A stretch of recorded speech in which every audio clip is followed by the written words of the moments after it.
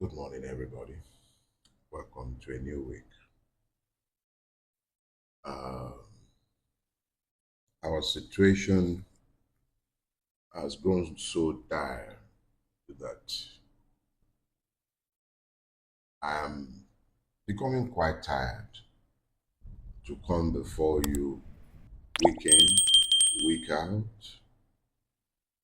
I rarely accept any television engagement these days because it's the same old shit that one has to deal with every time. It's the same thing. Fela has been dead for almost 3 decades now. But I remember Fela saying in his song, Just Like That, Look and Laugh, you find the same frustrations playing out because it was the same thing that he was saying yesterday that he had to repeat today. And the preoccupation of any creative or spiritual person is always found within their environment. So if you're an artist or a creative, you speak largely to what you feel in your society. So every time I come to speak with you, I've had only one thing to speak about: Nigeria, the many tribulations of the Nigerian. This, after a point, begins to sound like lamentations, self flagellation. But I am caught of a different hue. I do not merely lament, I offer solutions. My first engagement with you as a public was in my book, Do Not Die in Their War. That book has a 61-page draft constitution annexed to it. It wasn't just my work. I had the help of good men, particularly Ralph Nwoke. We didn't just drop something on you lamenting. Yes, I lamented. I bemoaned, and I'm still bemoaning the destruction of this blessed country. But in the midst of all of that, I have never been shy of offering solutions. And one of such is the draft constitution to which I allude. I'm laying this foundation because I have very grave issues to discuss with you. It could very well be that I'm discussing with you today, or it might very well be that what I'm saying is for posterity. As I've always said, perhaps another generation would arise that will need to find its way to sanity. But if it must find its way to sanity, it must know how the country became insane.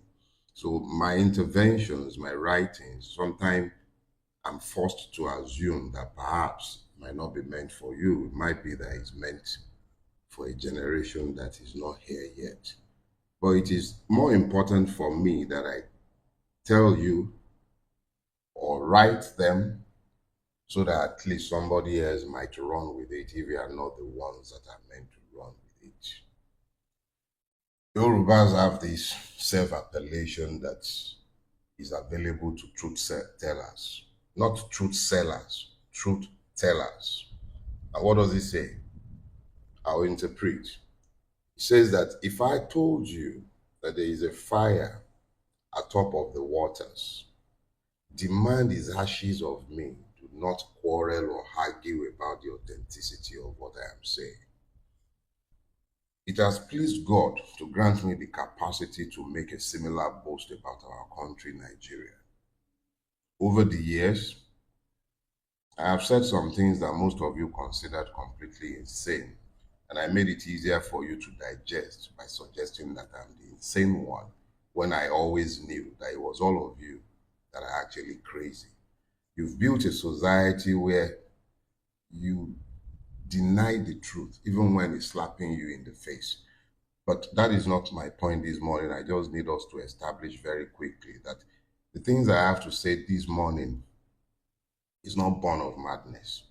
It is born of having no respect for the lies that you have internalized and become acculturated to. So I will tell you, you may care to hear and act on them, or you may care to treat them yet again as the rant of a madman. But I guarantee you, in the fullness of time, my words will come to pass, just as the ones that I told you before. So this morning, I want to talk to you. And I was thinking, what would my topic be? What I have to say, I didn't need any gainsaying. I have my notes, my guardrails, but I really do not need them. But I'm keeping them so that I may not derail too far from the points that I need to make to you this morning. So I decided it was going to be titled When Enough is Enough. But it took a while to get there. To get there, I needed to check my YouTube channel to be certain that I haven't used the title before because I have been at this point multiple times. And true to type, when I checked, I found that when I was out of the country sometime last year after coming out of prison, I was away for about 4 months. And whilst I was away, this petroleum tax and this new taxation bill was running through the National Assembly at the time. And I could already see how unjust and unfair the entire idea of Nigerians being taxed in the fashion being proposed was going to be. So I think I preached the sermon along the same line, pretty much along the same line as the one that I'm going to be preaching this morning. So I wanted to be sure. And sure enough, one came up. And when it came up, I realized it was, well, at the time I said, when is enough enough? But this morning, I want to talk to you about when enough is actually enough. And as I was mulling through my thoughts, I remembered something that Fela had said years ago. And I had the short clip, the video. So I went back to that video. I've always believed that even though I've argued multiple times that Fela was not a prophet but simply a truth teller, because I don't like us romanticizing truth tellers to the point where you begin to ascribe prophetic mantles to them. So I said no. I'd always argued Fela was no prophet. Fela was simply a man who told the truth. Imperfect man like all of us, but he told the truth, and telling the truth rendered him immortal because the truth is immortal. So that was always my argument. But in a moment, I don't know how come that clip was preserved, but that clip went around some years ago, almost like 10 years ago or there, but I've had that clip for a while, when Fela said, when the time is ready, we go ask them. I've always wondered, how do you talk about the time being ready? It's usually when the people are ready. But Fela didn't say when the people are ready. He said when the time is ready. And if you are a student of semantics, or at some level you understand the spiritual, you will understand that there are times and there are seasons, and within time there are multiple things that happen. The Yoruba understanding of time is where your full understanding of what Fela was saying might come to fruition. And when Yoruba is talking about Igba speaks of seasons. It speaks of seasons in terms of weather, but it also speaks of seasons in terms of the stages of a man's life. So when Fela said, when the time is ready, you go ask them. I've never managed to shake the impression that Fela was speaking to a moment in time. And when I look at the realities of Nigeria, I've also realized that it will take a moment in time before we may ever have a peaceful revolution. It will take a moment in time when the disparate parts of Nigeria learn to speak together with one voice in recognition of common afflictions. My purpose today is not to deal with the semantics of Fela's word, but it is relevant to my discourse with you, and I needed to deal with that. So I'm going to keep it in the parking space, and I need you to keep it in mind as we travel. Our lifetimes are finite. None of us will live forever. I was at Tisonya Ogbo yesterday because it was Chivayo Adebanjo's first anniversary yesterday. He was a lover of men, of humanity. But the relevance of this is to help you understand that even though he was 96 years old by the time he died, he still died. We all will live for a season. All of us are living in this season. And that is the context in which I was recalling Fela's words about when the time is ready. This is our time. At some point in the life of a man, you are going to have to decide when enough is enough in relation to the tribulations that you may suffer. Systems produce the result that they produce because they were designed to produce those results. When enough is enough is that point where the Nigerian comes to the brutal understanding of the fact that there is a dissonance between the lies they have told themselves and the reality that is facing them.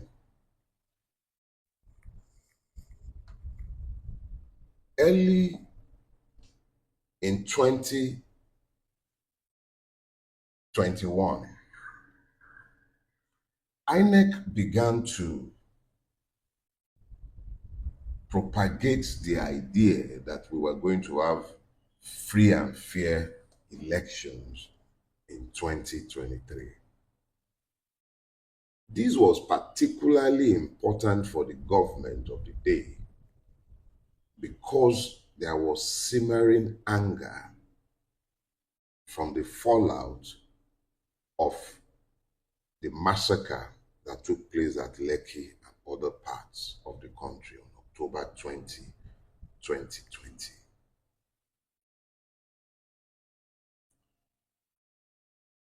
The hope, which has now proven to be illusory, was that what we could not get, what we realized that was necessary, that led and fed the October protests, people exchanged their placards for PVC.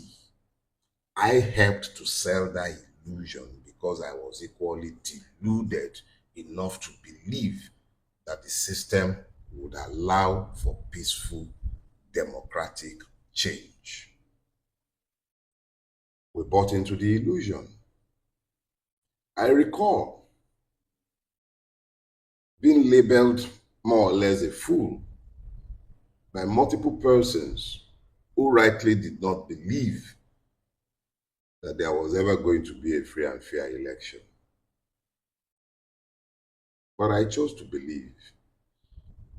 I don't want violence. I've always believed that a free and fair election in Nigeria, regardless of what it produces, would be acceptable to Nigerians.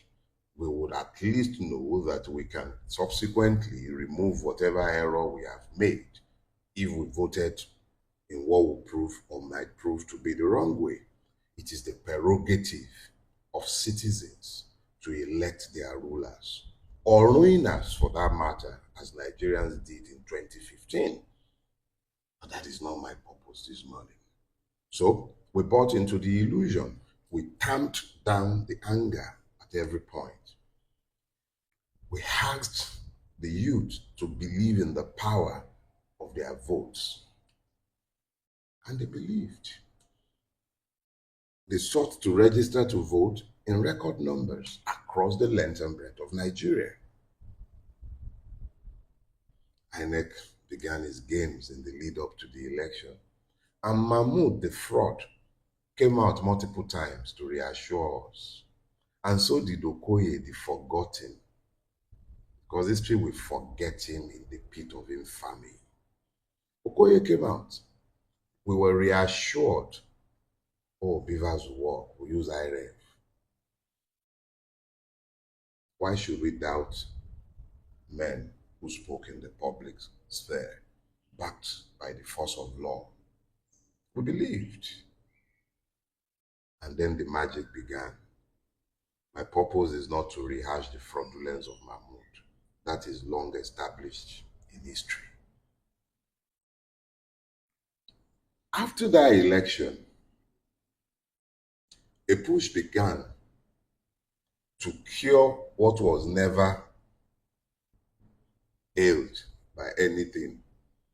There was always sufficient legislation to show that INEC did not have the discretion to do anything other than to use electronic transmission.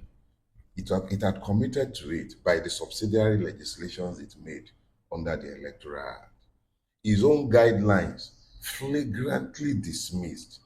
And this was what led people to begin to believe that if the requirements are codified and not open to the discretion of INEC or the mischief of the courts, we will cure this defect. Peter Aka, Randy, brilliant young man, devoted himself to it.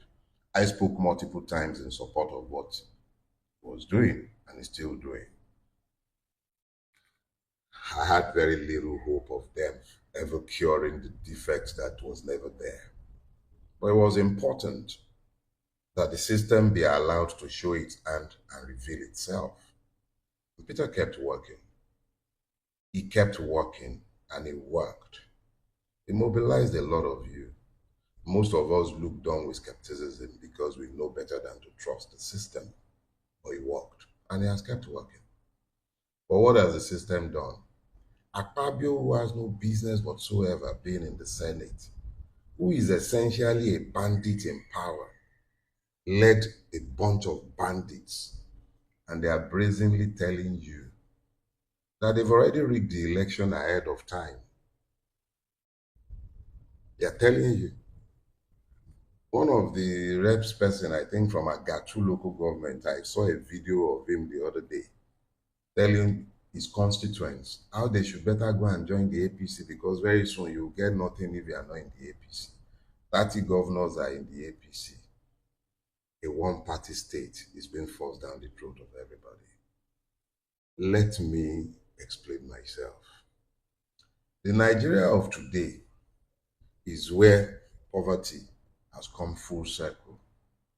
They have weaponized poverty to the point where your votes are purchased sometime ahead of time.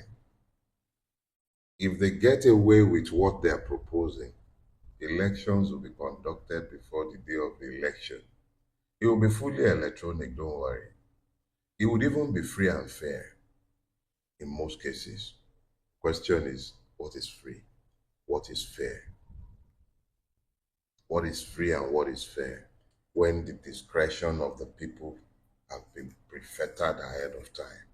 The same INEC of Mahmoud Yakubu, where the president elected by INEC has already shown the pathway for the future.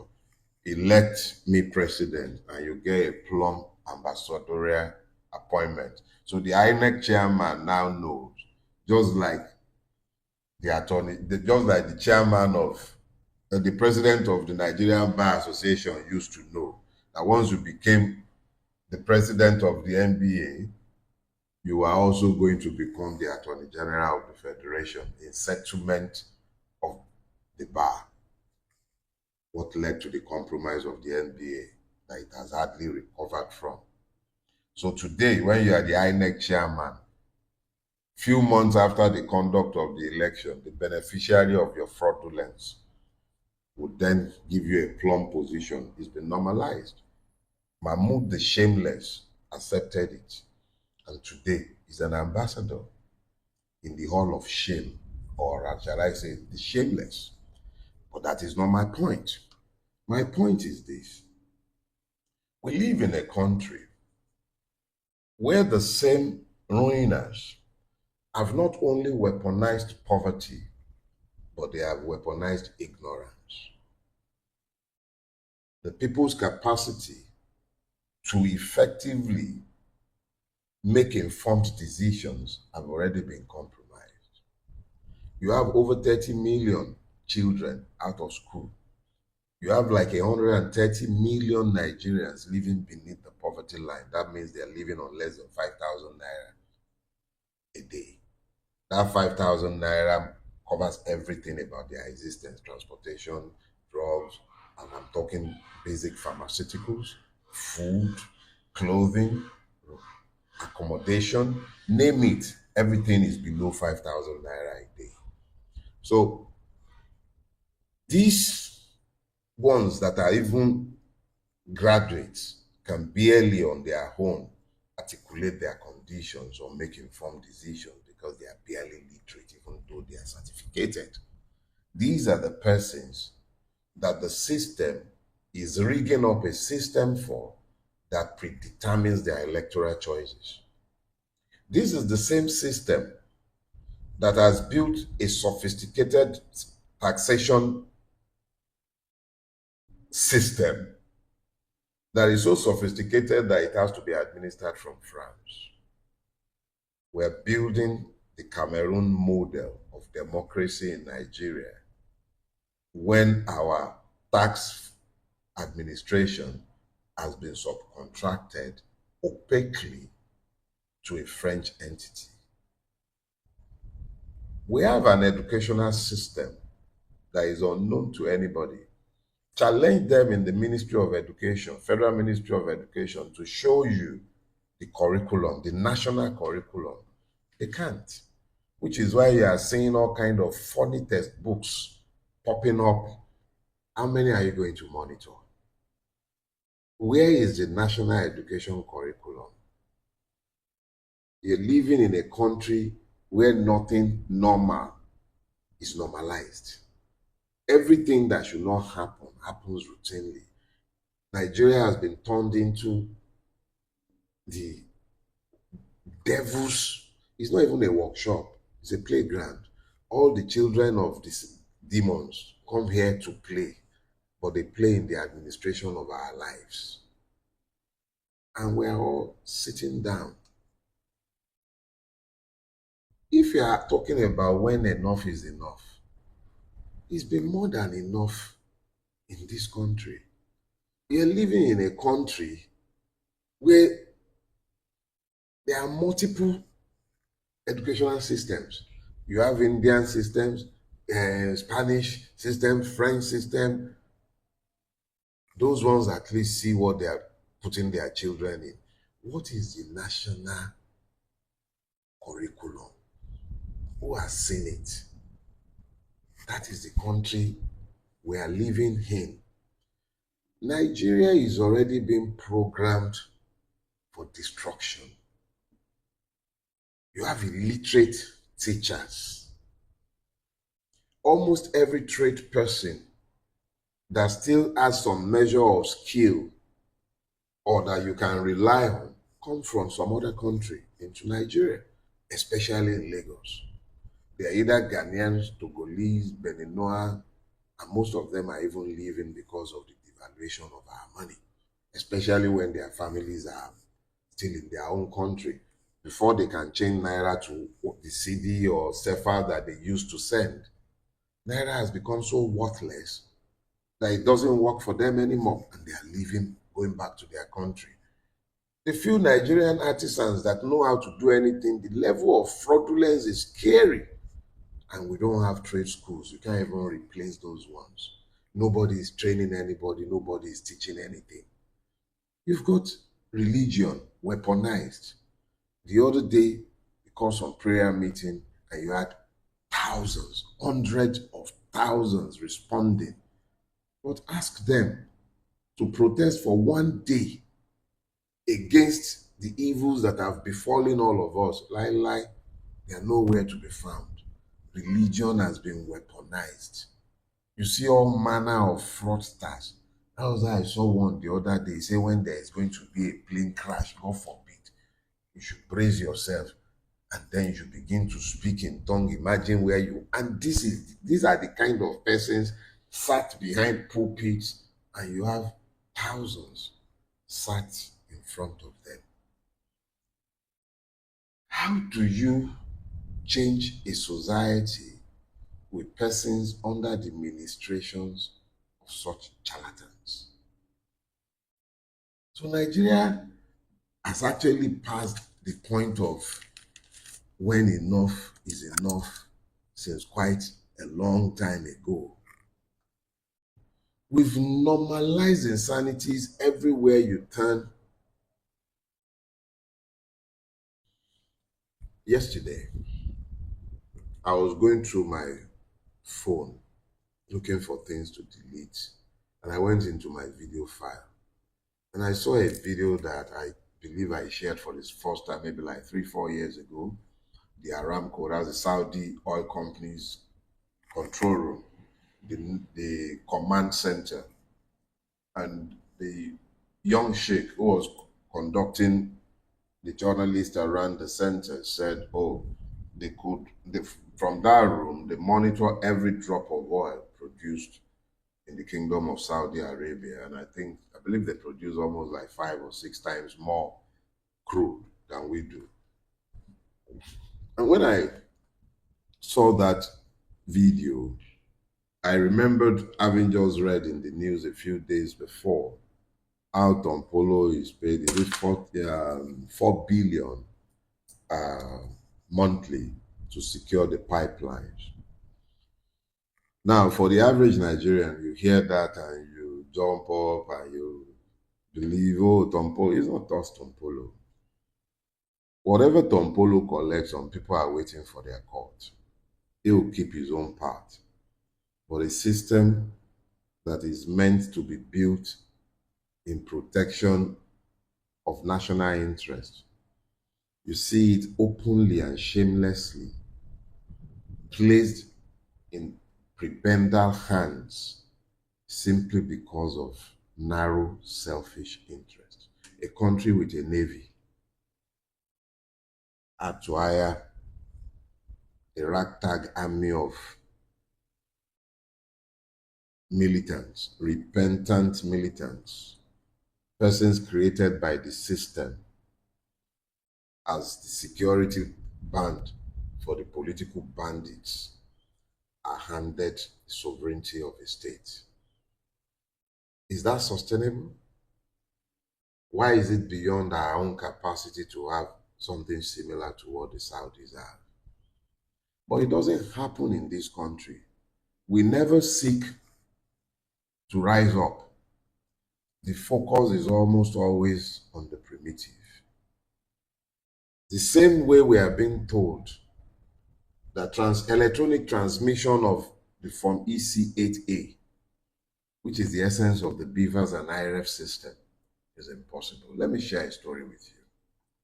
After the Obi legal team had filed its challenge to the fraudulent election of 2023, I was asked to interface with INEC in Lagos State to pick up the election material that will be tendered before the Presidential Election Tribunal.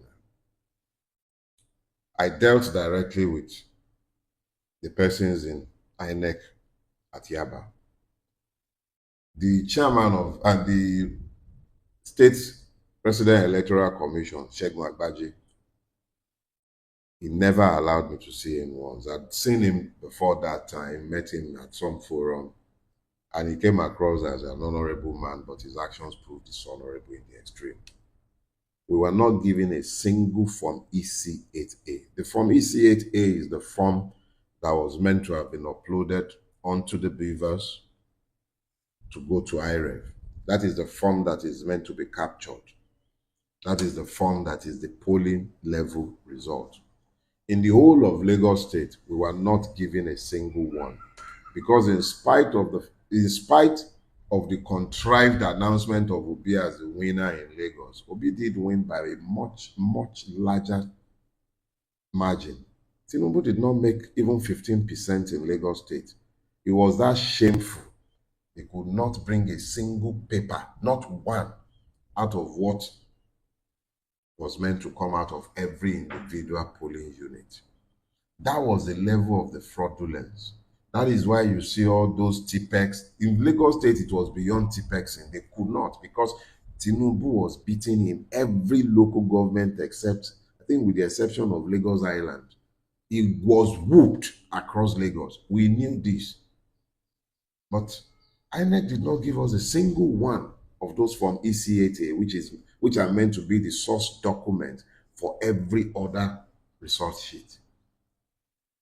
So when you have that level of fraudulence that we saw, and the courts, the Supreme Court, the Court of Appeal, the idiots who you hear singing on his mandate, they have stood, they endorsed that fraudulence. Not one from EC8A from Lagos State was given to us. That is already there. And the people said, make this the law. Do not leave it to the discretion of INEC again. And Akpabio has asserted his fraudulence again. Let me say this. Those of you who are busy trending your hashtag, rig and die in 2027, you are wasting your time. 2027 has already been compromised if you accept the fraudulent insertion. If you accept it, 2027 is gone. Now, let me be very clear. I'm not so foolish as to believe for 1 second that it actually requires any magical electoral reform to hand us democracy in Nigeria. I voted in 1993. The totality of that election was conducted with biro and paper. If they had any computer, it must have been in the office of Humphrey Nwosu, the electoral chairman. Everything was conducted with biro and paper, nothing more. And we had free and fair election. The people were committed, and INEC was committed to ensuring that we did. The last election was free and fair.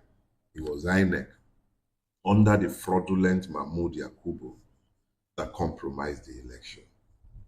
There is no El Dorado that will be fixed by rules, especially when the rules were designed to be disobeyed by those who are meant to administer it. I'm not suggesting that electoral reform would be the magic bullet, but it is a bare minimum. And it at least sustains the illusion that there would be a process devoid of violence by which we might change the system. To deny this is to tell us, and I am not saying this to the system. I'm saying it to those of you who are still busy wasting your time believing that rig and die in 2027 is what you should hang your hat on. Now, don't waste your time with rig and die. If you allow this rigged reform, there will be no need for them to rig. Are we getting it? Now, when you look to what are already in place, the multiple factors of implosion that has been built into the system, and then you take away the people's capacity to peacefully enforce a change of government in the hope that a change of government might lead to a change in this governance system, that does not work for the victims of Nigeria. What you do is that you render violence inevitable at some point, because the first thing you must understand is that the human spirit reflexively rejects injustice. And this is an unjust proposition, to take away from victims the capacity to peacefully, through the ballot, change their situation. When you take the totality of the madness that has overtaken us, the rise of Niger Delta militants, now repentant, whilst the social conditions of the people themselves, the abject poverty, the degradation of the environment continues, what you find is that you are merely postponing the evil day, because those who have been disadvantaged, who have now also been denied the capacity to effect change peacefully, whilst you are empowering persons who have profited of their grievances, you are engendering violence in the future, because those victims will still rise. Get it clear. You look to the north of Nigeria and you see the normalization of madness, such as we are witnessing in Katsina, where bandits, who are in reality terrorists, are mollycoddled by the state, freed from prisons, released from prosecution, bargained with, they are collecting taxes, state is voting money in settlement of these persons, and the victims are offered no relief. You will know that at some point, this obscene abnormality, which is not sustainable, is going to come home to bite us at some point, because it's not like you have a ring fence around Katsina. It simply means that Katsina has become a safe zone for terrorists, known to the system, accepted by the system, paid by the system, mollycoddled by the system, and the tragedy is that it is not restricted to Katsina State. There are other states where the information is not as readily available in the public space as it has become in Katsina. The reality is that vast swathes of Nigeria, this country, have normalized madness. I believe it was in Kebbi that the governor was demanding to know who ordered the deployment of the soldiers who were guarding the place that was eventually attacked and people taken hostage. That is the level of compromise. So when you look at this country, when you see the rise of terrorist Islamists, you see the rise of Fulani terrorists moving across the country with impunity, you see the state celebrating nothing, pointing at 30 governors have moved, no governance of any sort is going on. The Minister of Health said only 36 million was released of last year's budget. We have 3 successive budgets, I'm told, unimplemented. But the system continues to trumpet success. My dear brothers and sisters, the same country where terrorists who have murdered law enforcement agents, yes, they don't enforce laws, they administer impunity, but he was executed. An assistant commissioner of police. And a terrorist will wear his uniform and come for what they call peace and reconciliation meetings, where the state had been ordered not to bring any law enforcement agent in uniform. And a terrorist, the same one who murdered an assistant commissioner of police, wore the uniform. And Nnamdi Kanu is in prison. And there are multiple persons in prison in this country for much less. Nigeria is beyond enough being enough. It is beyond enough being enough. But my purpose this morning is not to lament.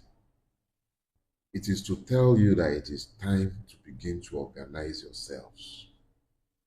Across the length and breadth of Nigeria, begin to organize yourselves.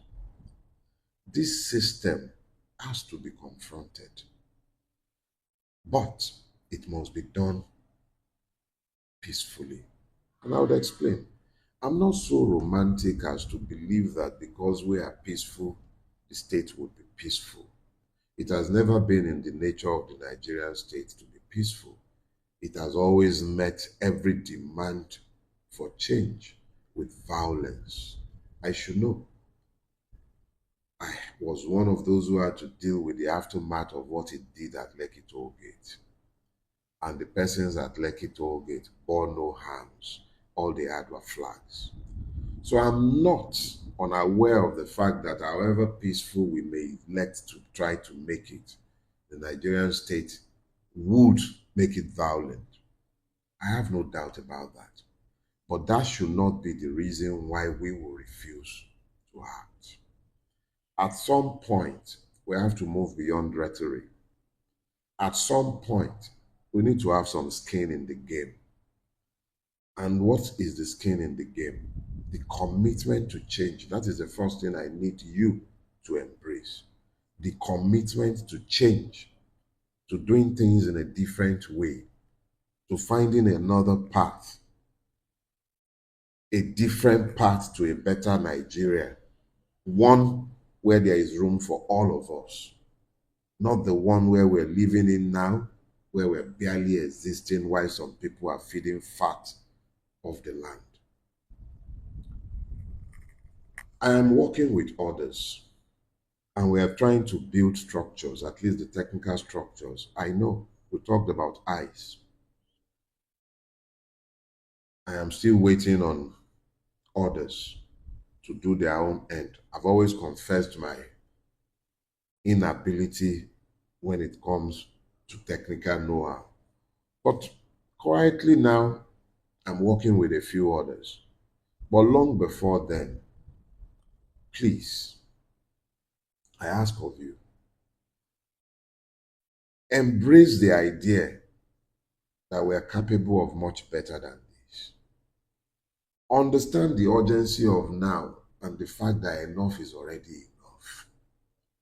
To be lamenting and expecting and hoping that this system will change anything is a lie.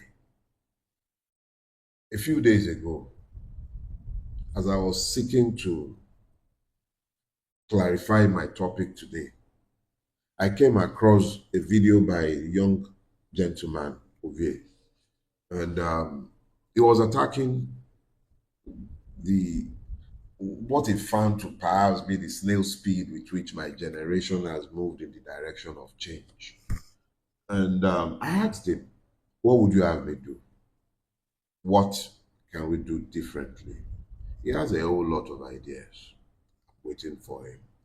There are others as well who have recognized the need to act, to move beyond talking. And I'm also working with them. excellent young men and women across the length and breadth of Nigeria and in the diaspora. And what we are seeking to do is to build platforms that allows you to meet at the state level and then at your local government level. But not just meet to lament, meet to educate yourselves, meet to discuss a different pathway for Nigeria. Protests do not always take place on the road. Sometimes protests take place, begins in your home. We would seek to equip ourselves to educate each other about the kind of change we desire for Nigeria and about how we propose to bring these changes about in a non-violent manner. The uneducated mob is just a mob. Educate the mob, it becomes an army. I need you educated. And I'm not speaking to you who is able to sit down and listen to me on YouTube or some other channel. I'm speaking to the you in the villages, in the mechanic workshops, in the barber shop. That is the level of sensitization that has to be undertaken in order to defeat this system.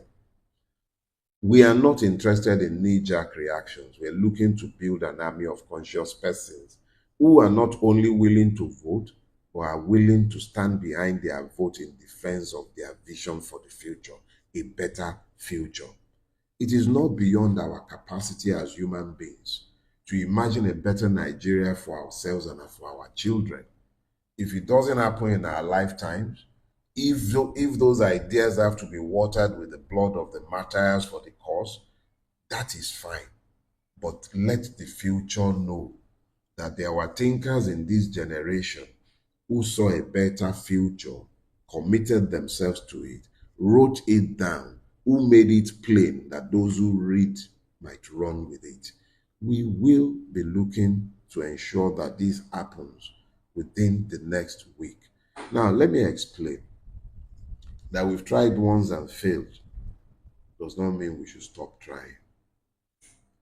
If you believe you have the capacity to build the kind of platforms that can carry the kind of things that I'm talking about, feel free to tap me up online. We'll reach out to you as well. The more expertise we have, the merrier. The important thing is this. It's an idea that does not have to be executed by me. If it is visionary, you must live beyond the visionary. The reality is that some of you will never speak with me personally, might hear what I'm saying this morning, might be 10 years from now. Run with it. Votrons are not going to save Nigeria. It will be the victims of Nigeria that will save Nigeria. And if you want the victims of Nigeria to save Nigeria, you would have to educate them in order to build bridges over the many divisions that Nigeria has contrived. The Nigerian in the north, in the south, in the east, in the west have the same pains. The beneficiaries are one. The only thing that unites us is where we sit on the economic ladder. Not tribe, not religion, nothing of that unites. It is the class of your seat in the contraption called Nigeria. Imagine that these were to be a flight. You have first class, you got business class, premium economy, and economy in the typical airline configuration. The Nigerian is perpetually locked in cattle class, and the ruining class are perpetually. They are no longer happy even in business class or first class. They are in private jets, massaging Olosho's feet. So let's be clear. It doesn't matter whether you are Yoruba, Fulani, Ijo, Igbo. No, they don't care. It is where you sit in the contraption called Nigeria. It's got multiple layers of membership, zero citizenship. If you are ever going to become citizens, it will be because you found common purposes. As far as enough being enough, the Nigerian cat not only requires a shave, it requires pedicure and a manicure. It should be skinned, if not quartered. But that would only ever happen when you move beyond the idiocies of these divisions. Enough is already more than enough. And if you do not act, acting consciously, there are already sufficient basis for the implosion of Nigeria. It is that implosion that I seek to avoid. I keep speaking, but I never speak to divisions. In the knowledge that you can never divide Nigeria is not designed to be divided. It's designed to consume itself instead of dividing itself. If you can't divide it without killing yourselves, why not seek to unite it so that you can move it forward together? There is a better future in understanding that yes, enough is enough. But that enough is enough for all of us. But it's not enough for the ruiners. And the ruiners are your brothers and sisters. It's easy to point at those from the other side. But the reality is that those who ruin you speak your language. They probably sat in your churches with you as I speak right now. Some of them were with you in the mosque on Friday. Your pastors and imams are members of that class. But you, who are members of the same class, the class of victims, you divide yourself along multiple lines. Let's build the bridges. Those bridges are to ourselves because our afflictions mirror each other. Yes, it does. Yes, it does. For those who are protesting against these electoral deform moves, it is my own intention that similar moves be made. Can you hear? NEPA is announcing itself after almost a full day of no light in a country where $16 billion was spent